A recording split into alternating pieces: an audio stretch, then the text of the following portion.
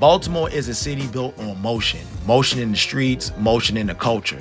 Motion in the stories that shaped it. From the pavement to the spotlight, some people don't just witness culture, they capture it. For years, one Baltimore native behind the lens documenting moments with some of the biggest names in entertainment, from city leaders to global icons, working alongside artists like Lil Kim and countless other celebrities. His work helped define moments that lived far beyond the night they happened. And all through it all, he never forgot where he started. Today on 106 in Cars, I sit down with celebrity photographer and Baltimore native, Michael Antonio. What's up, what's up? Welcome to 106 in Cars, and I'm sitting here with the legendary celebrity photographer, Michael Antonio. I almost messed that up. All right. So those, for people who may not know your story, who is Michael Antonio? How did you get started in photography? I always tell this story because I get that question a lot. I started in photography. I started by accident. Actually. Okay. So it's been 20 years now. Oh, nice. Right? I know, it's a long time. But I started when I was in college. I was in Frostburg State University. Shout out Bobcats. Mm-hmm. That's a good little ways from Baltimore. It is. It was snow on the ground before Halloween. Yeah. Anyway, I was doing websites actually. Okay. So I was doing websites for people. I was doing graphic design. That's kind of like what I was doing in school. And through that, it kind of transitioned into photography because I was doing websites for either some Top Model. And I actually had, I had websites. Doing like fan sites and all these things, like a social media thing, long before social media. Okay, and before I had even met obviously these people that I was eventually going to work with. Right. So, because I was a kid, you know what I mean. I started doing the fan sites when this was before college. I was in high school. So this is like MySpace era. Yeah, MySpace. Even before. Yep. I would say like, was this like MySpace, Black Planet era? Okay. Yeah, and that's so, and I. Through basically, I guess I do want to give a lot of credit to Evo because I guess like working on her website, doing the graphics, I was doing her fan site for years, and then working through graphics, I was editing photos, and then through editing the photos, it got me into photography. So how did you end up meeting her? The fan site I was doing, which I started for free. Okay. Like I started for free. Okay, I paid my dues. Okay. I was doing her fan site. It was called evadediva.com. Yeah, and that just kind of took off.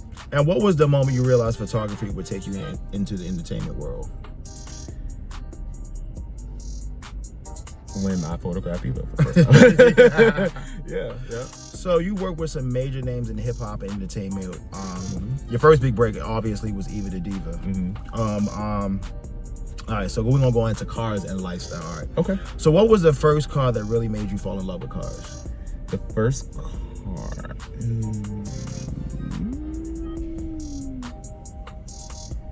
It's probably like my dream car that I still want to get.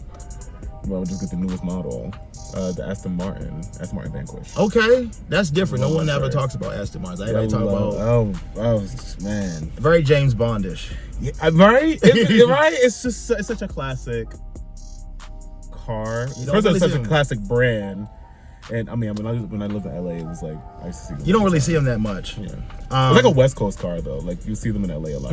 Just like more so, like Acura is more popular on the East Coast. Yeah. Versus Lexus is more popular on the West Coast. I didn't even if you think about the SUVs that like most people drive, that's not like a Range Rover or a G-Wagon. It's typically a Lexus SUV. Right. Oh, okay. If you think about it. Yeah. So they're not driving the Honda SUV. Right. Versus on the East, especially in because Lexus has more of a prestigious kind of thing. Yeah, that's so interesting. And East Coast is more Acura. Yeah, when I lived there, yeah, you're right. What kind of car are you currently driving right now? I have I'm driving a Nissan and I have a Mini Coupe. Mini Cooper. Okay, two cars. If you could shoot a photo campaign with any car in the world, what would it be? I think I know this answer. Yeah, it's gonna be the Aston Martin. The Vanquish. And Hunter Green. I like that. What color interior? peanut butter. Oh, like kind of like this. Yes, close cousin. Yes, indeed. This is nice. So, do you see cars as part of the image and branding artists and celebrities? Like the girls? I think it goes the other way around. Okay. I think celebrities brand cars. I think the reason why we even said, like you said, Aston Martin, you said that's very James Bondish. It's because in a way James Bond will be a celebrity that influences the prestige behind the car. Got it. And do you think some celebrities that don't have, I want to say, a crafted persona in a sense, you think sometimes that can kind of take down the value in a sense Of the brand? So if it's like known as a prestigious brand, you know, more affluent, more well-to-do people, and then you got the opposite of that, you know, obtaining the things. Yes. That's an interesting.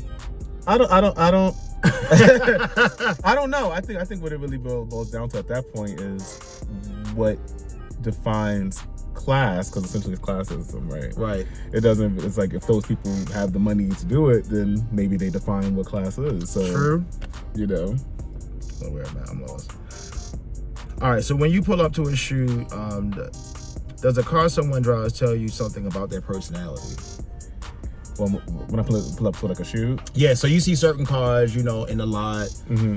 They kind of set the tone, like, all right, kind of what I'm going into. Well, yeah, it depends on what kind of it is. I mean, most of these people aren't driving. You know? Right.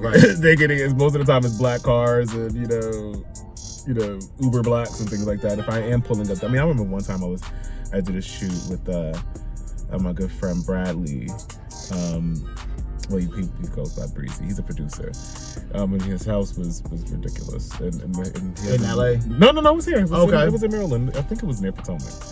And I was like, he has a full garage. It was crazy. So I pulled up and seen certain cars and I said, oh, it's gonna be this kind of shoot. Oh, okay, well this will be fun. and I photographed him before actually, and he was using a car. I forget, it was a I can't remember. We could maybe plug in the graphic. All right, we'll show it.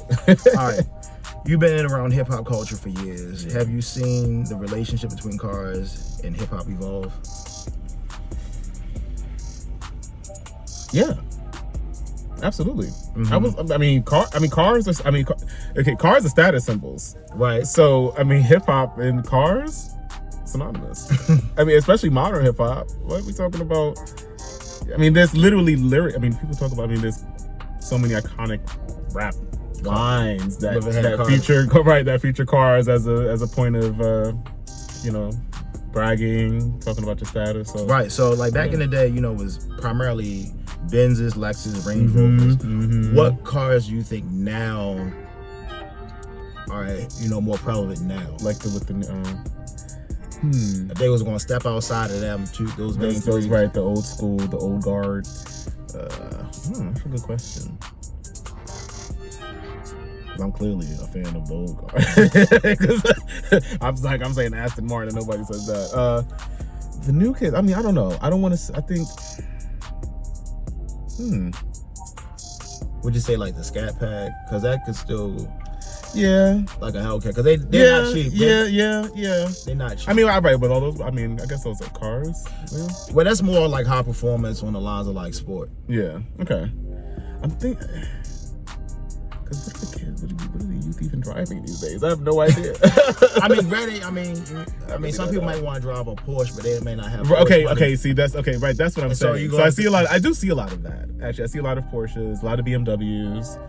I love BMW though. BMW makes. It stands for black man working. That's why I put the BMW. He's a black man working. So, well, BMW makes Mini Coupes. So, right. and I love Mini Coupes. That's such a good car. And in your opinion, what artist is the most iconic? With the most iconic car presence in hip hop? The most iconic car presence? Yeah, like what person, like, you know, you would say that, you know, cars is part of their persona. Like, you can see them hosting a car show. Exhibit.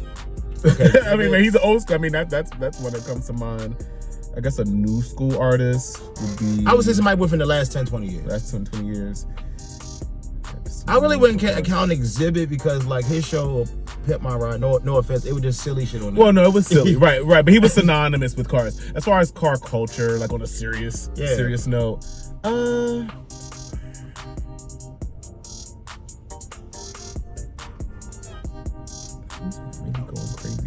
Travis Scott has a lot of crazy cars. Travis Scott. What about DJ Khaled? DJ Khaled has a lot of cars. Rick Ross. Yeah. Rick shows off a lot. I mean, a lot of the, 2 Chainz shows off a lot too. He has a couple of nice. And Mayweather got a crazy fleet. Of course, he's Mayweather. Yeah, he got. So I mean, it's you got. All right, so you work with Lil Kim. What was it like being around someone who shaped the culture the way that she did?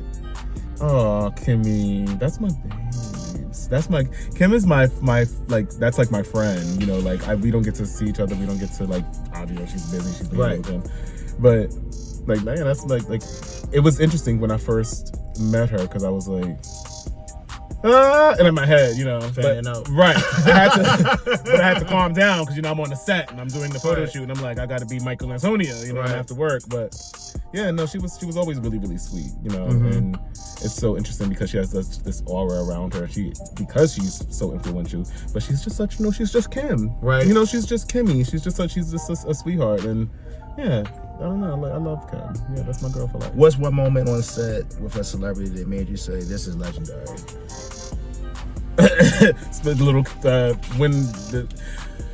Because I photographed Kim a few times. So when we did the 9 album artwork, when she was with the Chanel with the all white bangs, with the cut. That's her profile picture now. With the that she can't with the the boobs was out, and I was like, this is gonna so that's iconic. I mean, you know what I mean? That's most of our album covers are pretty much iconic, and then you see people create those looks during Halloween, right? And then it's just you don't realize you're making history in the making because a lot of people kind of pay homage to her and do a similar photo shoot to that, and then for you to have some kind of creative input in shaping that, you're just like, oh shit, I can't believe I'm doing that. But in the moment you're doing it, I'm just doing my job, making sure the lighting right, bop, bop, bop, bop, and then boom, the finished product. You kind of have an idea that it's gonna be something that is gonna ripple.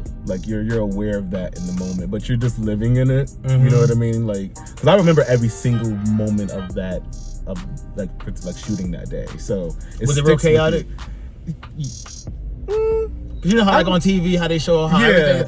They don't have the outfit. Oh, it's too small. It's too big. I don't know if it was I don't know if it was chaotic because I'm kind of used to the moving around and all of that. I don't know if it was chaotic. I think it was just a lot of pressure for a deadline because the album was coming out and we had we were shooting last minute because it was something I had just lined up with my schedule and her schedule and. Yeah, but we worked it out, and it was crazy. It was crazy that day though, because it was a lot. It was a lot. It was a lot happening on that set. But it was cool. So when you photographing someone, what are you looking for that the average person doesn't see? I think I could photograph anyone. Okay. So what I'm looking for really is making sure that they know that they can look good. Gotcha. In the photo, because as long as people I can't take a photo. I'm so used to working with non-models and making them look model-esque. I mean, the first people I ever worked with were models. You know what I mean? That's easy. It's fun, obviously, working with models, and you don't have to movement, direction, and things like that. And some people just feel like they don't think. I'm like, no, you could take a good picture. You know what I mean? So everybody has the capacity. Yeah. I think one celebrity that knows their angles and lighting that's on point is Mariah Carey. Shout out to Mariah Carey. Shout out to Mariah.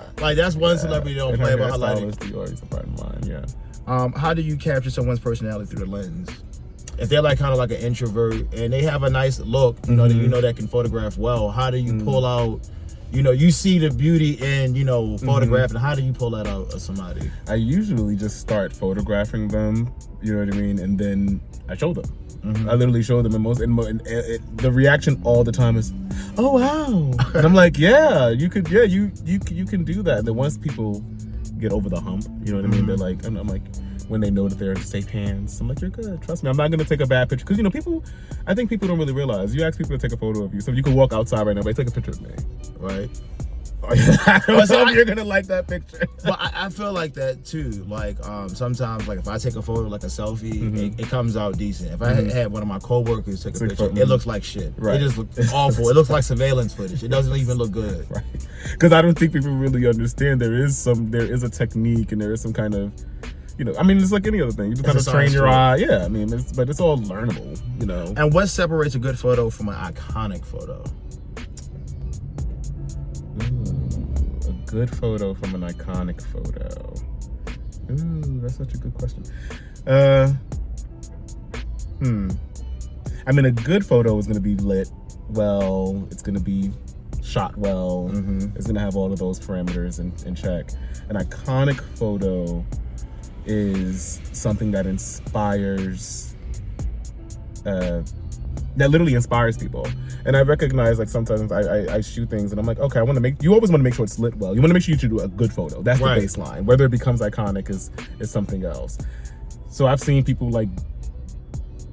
other like female rappers do things that I'm like, oh, Kim was on the mood board. Specifically, the pictures I shot of Kim on the mood, because I could tell by how they shot it. And I'm like, oh, we did do something that was iconic. I didn't.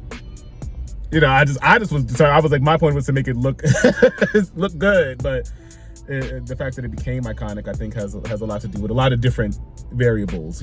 So when you're shooting somebody, let's say whomever it is, right, and they come to you like, hey, Mike, I want to do a shoot, and they kind of tell you like, this is the goal or this is what we're trying to do, and then you come in and you be like, hey, you're gonna have to tweak this, tweak that in order to. Yeah, it's a collaboration creatively. I mean, well, and it depends. Sometimes I'm coming in as a full creative director because that's really what I do.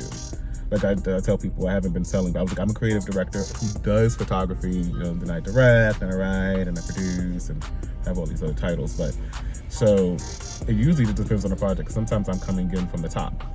I'm helping them think about the concept, think about what we're doing. I'm doing the shoot. Yeah, so, and it just depends. Sometimes they come to me with an idea and then they don't really know how to execute it or how to get from it, and I kind of take it and and we kind of bring it together. They have all these ingredients and they're like, can you cook for me? Have you ever had somebody bring you an idea where it's just like, this sounds crazy, let's not do this, and you come up with something the opposite, but it still works? Yeah, I like to meet people halfway. Okay. If it's crazy, I always try. Somebody of my friends told me that was like, I love crazy ideas. Like crazy ideas I love. Because it kind of pushes me too, so takes me out of my comfort zone. So, I like crazy ideas. I don't know. I always find a way to execute them. Yeah. What advice would you give someone trying to break into photography or entertainment today? There's a lot of noise. Lots. It's a lot of noise. There's a lot of noise, and now it's a lot of people who think that they are artists, and the people who consume art, the public, you know what I mean? They'll start to filter it out. I think it just takes time. You have to remember to stay focused, because it can feel discouraging when it's kind of so much. You're like, where can I find my voice? Where I think the biggest mistake that people fall trapped to is trying to keep up with the Joneses, and then also thinking that it's going to happen overnight. Oh yeah, no, and it doesn't happen overnight. No. I know that. I feel like that's such a cliche, but I'm like, no, it does not happen. Because the thing is like from the outside looking in, people don't see all of the blood, sweat, and tears, the unglamorous shit, and the crazy bullshit that you have to put up behind the scenes. Right. And then, by the grace be to God, that one little thing that you've always been doing for years, it takes off and everybody know you. You Justin Bieber famous. And it's always funny because I always tell people that's kind of what legitimizes what you do. So while you feel like, oh, it's not, I haven't done anything, you know what I mean? I'm like, no. When you have that moment when it does pop, because you have that resume, it legitimizes the pop. You know what I mean? It's like, oh no, this person actually has put in the work. So I think people need to shift kind of the perspective on that. Like, no, you just warming up. How important is branding and image in today's social media era? I'm glad social media wasn't up when I was in high school. Oh, shout out to the millennials, the old millennials. Gosh, right? We were like, I think at the beginning of it, even possibly. And I'm talking like Atlanta. Yeah. So what was the question? You said, sorry. How is important branding and images in today's social media era? I think it's just as important as it's always been. I think branding is just as important as it was in the 70s and the 80s and the 90s. But social media has eliminated the gatekeeper. Well, to an extent. It's still highly gatekept because it's gatekept by money. So it's like if you don't have a certain amount of money, you just don't have the access to do certain things. But as far as the production of things, it's no longer gate. That part is not gatekept. Mm-hmm. You know what I mean? Like it used to be like, oh, how do people get on TV? How do people get their product in front of people, get themselves in front of people? How do people get, you know what I mean? How do I get a photo, for crying out loud? Mm-hmm. How do I get all of this stuff, all of that, the illusion behind all of that stuff is gone now. So that goes back, and that harkens back to the answer what I was talking about when I saying there's a lot of noise. So because everybody has the ability to do these things now, have the access to do all of these things, it is a lot of noise, which makes your image and your branding even so much more significant. And yeah. Do you think social media made it easier or harder for creatives to stand out? Both. I feel like it's a double-sided sword. Again, it's made it easier because now we have a lot of autonomy in what we're doing. We can do whatever, you know. Like people can break. You can pop off and do your own. Like right now, we're doing something right now. So you can just do your own thing. You can produce your own life, your own career. You know. But in the same vein, because everybody has the ability to do that, it becomes a lot of noise. And then I don't think the public has, like everybody has ADHD and shit. Like nobody can focus so much to look. We do this even when we go on Netflix. You go on one streaming app, it's so much. I'm like, I don't even know what to watch. Right. We have a billion things to watch on there, and we say we don't know what to watch. Mm-hmm. So I think that's the same kind of thing with social media and everything. It's like but I think it used to be like maybe 10, 15 years ago with reality TV. So let's say if you was the breakout reality TV star on the show, and then you trying to branch out and do other mainstream stuff, it would be blocked because it was frowned upon. But now that has kind of changed in the Kardashian, Bad Girls Club, Wildin' Out kind of world, where now that shifted. Money talks. Money. The people stopped caring about respectability politics. So it was like, if you're famous and you're famous, we didn't really care what kind of famous you were. If you know what I mean, like if you were popular, right? If you were popular, like if you were able to get people to buy something, or you were able to influence people, regardless of your type of celebrity, then it didn't really matter. Okay. We already know what your dream car is. So your dream car is the Aston Martin. Yes. Favorite car movie? Favorite car movie? Oh, The Italian Job. Italian Job, okay. Yeah, because I love the Mini Cooper. NY or LA car culture? I don't really know New York has a car culture. I was gonna say, I don't know if New York has a car culture. I would definitely. And I'm from New York, I'm from the Bronx, so I was like, definitely, I don't know if it's a car culture in New York. I would say though, shout out to the BBS boys and Uptown Car Club, because the old school joints, But as far as people don't really, as far as a car culture, as far as just what people do publicly, because it's not really a car. It's New York. I mean, what the hell is the car culture? Taxis. In LA is definitely a lot more opulent. Yeah, people are more expressive with their cars. You know what I mean? Like you could kind of see like people's personalities they express themselves in their car. Like, you know what I mean? All right, luxury or classic muscle? These are such hard questions. Luxury. Luxury, all right, cool. All right, so for the 40th anniversary of Acura, what does a branding lasting 40 years represent you in the terms of legacy and culture? Because this is Acura's 40th anniversary, and I'm shooting the Acura's documentary. Oh, wow. Okay. Acura's 40th. Yes. Oh. Okay. And you said, what do I think about the branding, lasting 40 years. Acura's been around 40 years. I feel like I'm surprised it's only been 40 years. That's really interesting. I feel like it's been around longer than that. I thought it was I thought Acura was around longer than 40 years. I'm like, oh, it's just been 40? So I guess that's a testament to really good brand marketing and infiltration of the marketing kind of. Because how long has like Chevy and Toyota been around? It's been way longer than 40, right?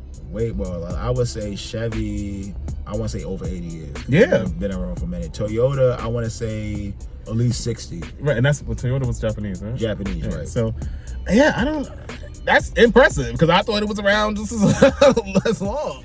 Because Acura was like the first Japanese luxury car to enter the market back in the day. That's interesting. And then that's when Toyota came out with Lexus, and then Nissan came out with Infiniti. Because during that time, you know, that's when the big boom happened in the 80s.